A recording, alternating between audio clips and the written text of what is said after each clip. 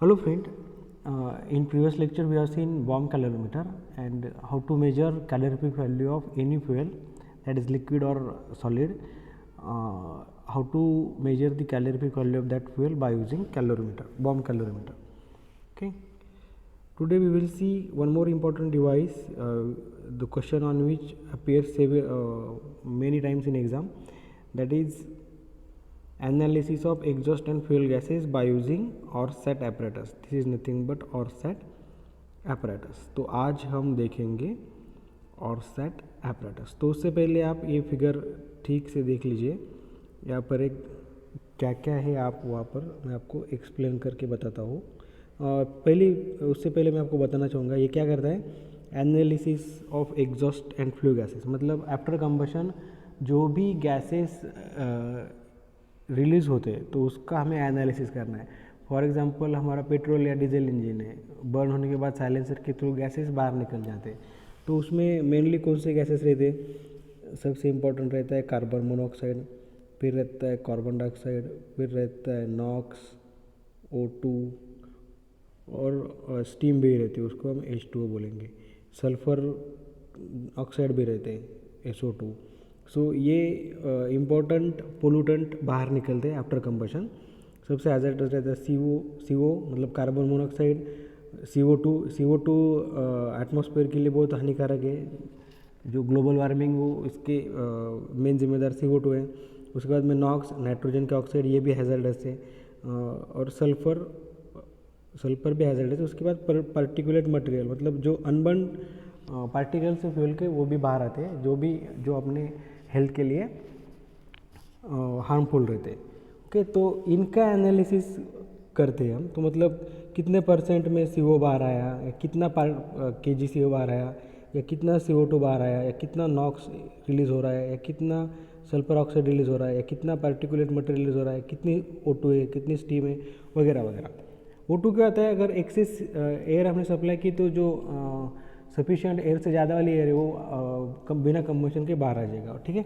तो इसमें से मेनली ऑरसैट apparatus में हम देखेंगे CO2 और O2. ये तीन मेन पोल्यूटेंट नहीं कहेंगे, तीन में फ्लू गैसेस हम यहाँ पर मेजर करने वाले. कौन से CO2 एंड O2.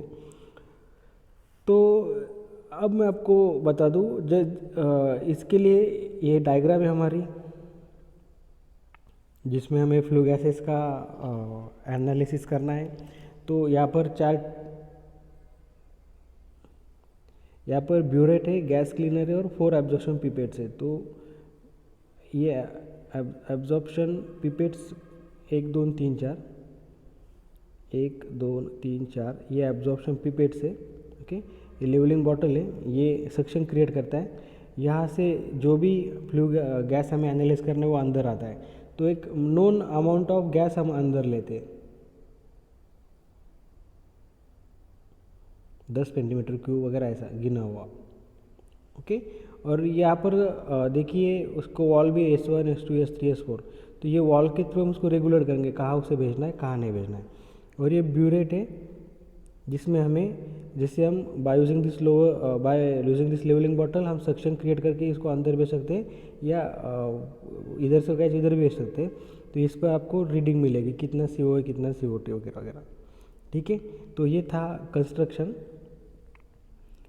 मेनली एक ब्यूरेट था, फिर एक गैस क्लीनर और 4 एब्जॉर्प्शन पिपेट.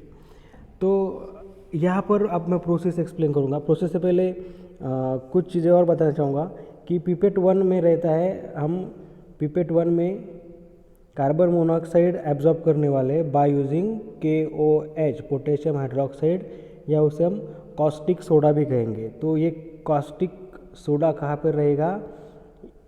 1 नंबर के पिपेट में. क्लियर. सिमिलरली पिपेट 2 में हम O2 एब्जॉर्ब करेंगे. उसके लिए यहाँ पर पैरागैलिक एसिड है, पायरोगैलिक एसिड हम कहाँ पर कौन से भी प्यूरेट में रहने वाली है? 2 नंबर के. देखिए पायरोगैलिक एसिड. उसके बाद में पिपेट 3 में देखिए, पिपेट 3 और 4 में हम बाय यूजिंग क्यूप्रस क्लोराइड हम CO को एब्जॉर्ब करेंगे, कार्बन मोनोऑक्साइड को एब्जॉर्ब करेंगे। कितना एब्जॉर्ब किया, ये रीडिंग यहाँ पर मिल जाती है। तो 3 और 4 ब्यूरेट में क्या है, क्यूप्रस क्लोराइड, वो क्यों यूज़ करते हैं, CO को एब्जॉर्ब करने के लिए। देखिए प्रोसीजर में 100 centimetre of gas 100 centimetre cube of gas जिसका एनालिसिस हमें करना है, वो यहाँ से एंटर होगा। कैसे एंटर होगा, जैसे आपने ये लेवलिंग बॉटल नीचे कर दी तो यहाँ पर एक सेक्शन क्रिएट होगा और उससे ये अंदर आएगा। ओके, अब ये S1 S2 S3 ये तीनों कॉक बंद है, हम सिर्फ SO चालू करेंगे, ठीक है, तो ये अंदर जाएगा। क्लियर।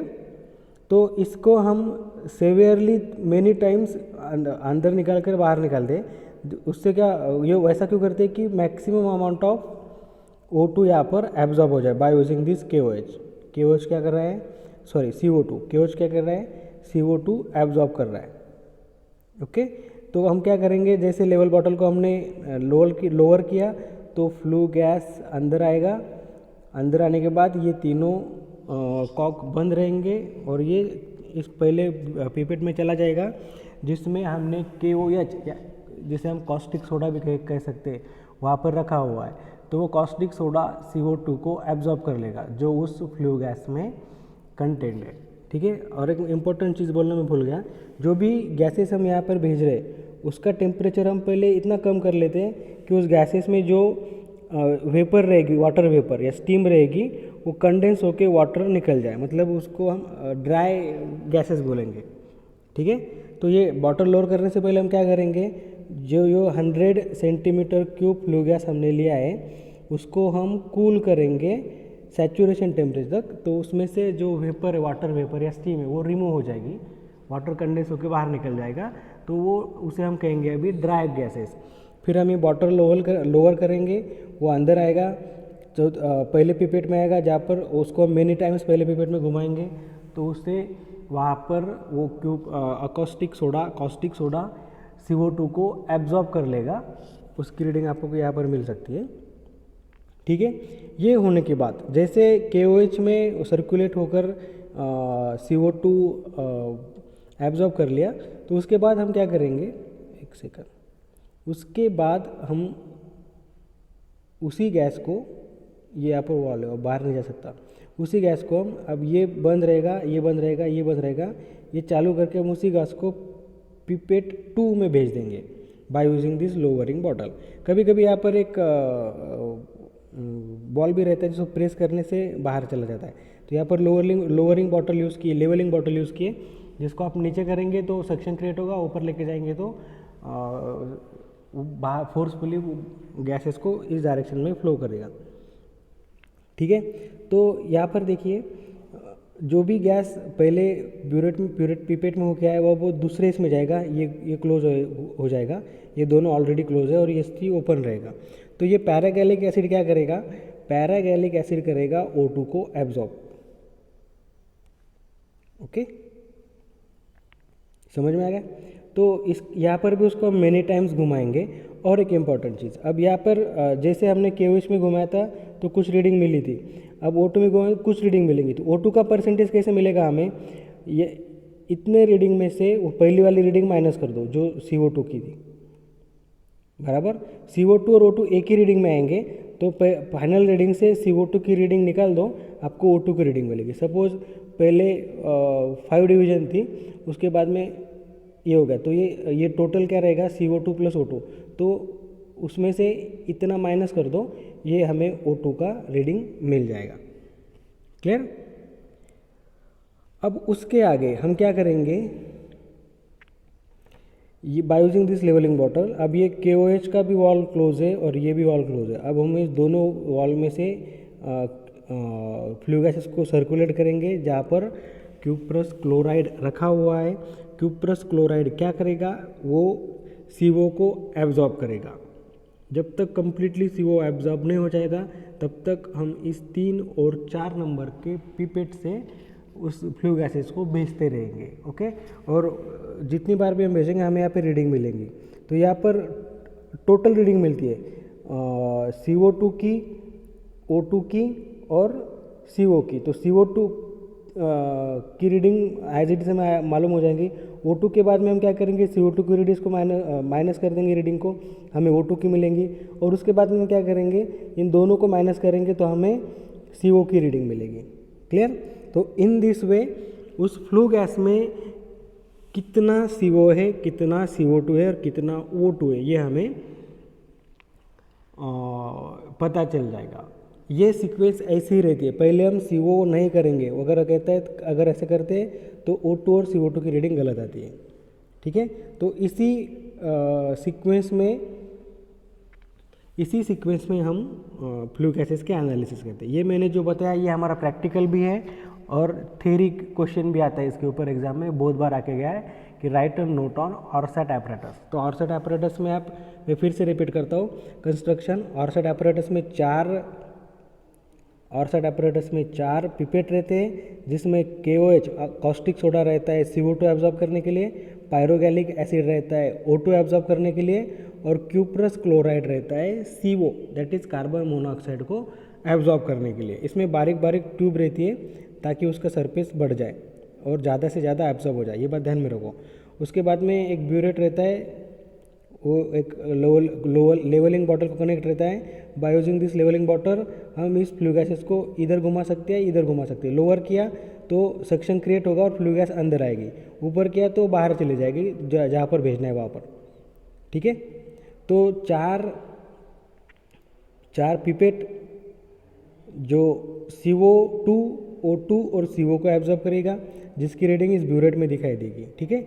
और उसको हम फिर सीरियली पहले KOH में भेजेंगे जो उसका CO2 का शेयर बताएगा, फिर उसको हम पायरोगैलिक एसिड में भेजेंगे जिससे हमें O2 का शेयर मिलेगा, कितना है O2 इसमें, और फिर हम इसे क्यूप्रस क्लोराइड में भेजेंगे तो वहाँ पर हमें मिलेगा कि CO कितना है। मतलब in this way we can find out how much CO2 present in this fluid gas, how much O2 present in that flue gas, and how much CO is present in that measured flue gases. Okay? इस तरह से हम इस dry flue gases का analysis कर सकते हैं।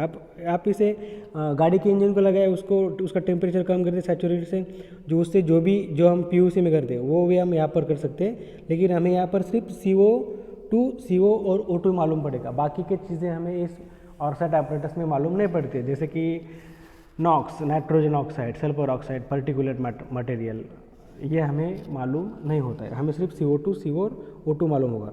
तो यहाँ पर फ्लू गैस भेजिए, आपको CO2, O2 और CO का परसेंटेज या अमाउंट आपको पता चलेगा। ठीक है। तो और ये वॉल भी रहे S1, S2, S3, S4, ये अकॉर्डिंगली चालू और बंद करने से कौन से इसमें भेजना है हमें मालूम होता है। ठीक है। तो ये आपका एक इम्पोर्टेंट क्वेश्चन प्रिपेयर हो गया। कौन सा? Analysis of exhaust and flue gases by using Orsat apparatus। ये रहा ऑरसैट apparatus। आप एक बार उसको ठीक से देख लीजिए, बहुत ही सिंपल है। 4 पिपेट, एक ब्यूरेट, लोअरिंग बॉटल और कुछ कॉक्स। ठीक है। ये चीज़ें भूलना नहीं है कि इसमें क्या क्या रहता है। इसमें KOH रहता है। KOH मतलब कॉस्टिक सोडा जो CO2 का ऑब्जर्व करेगा। पायरोगैलिक एसिड एक सॉल्यूशन है जो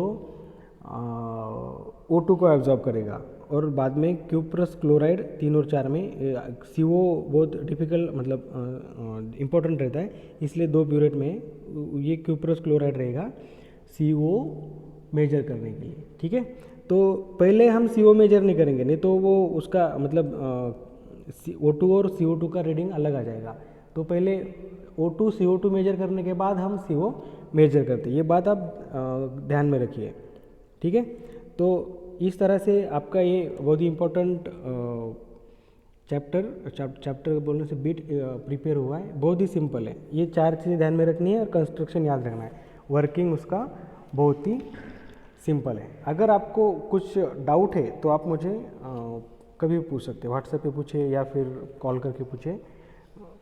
लेकिन ये मैंने पढ़ाने के बाद बुक में पढ़ना मत भूलिए, जिससे आपको और ये चीज़ें क्लियर हो जाएंगी। ओके, चलो फिर अगले लेक्चर में हम कुछ अगला थ्योरी पार्ट देखेंगे।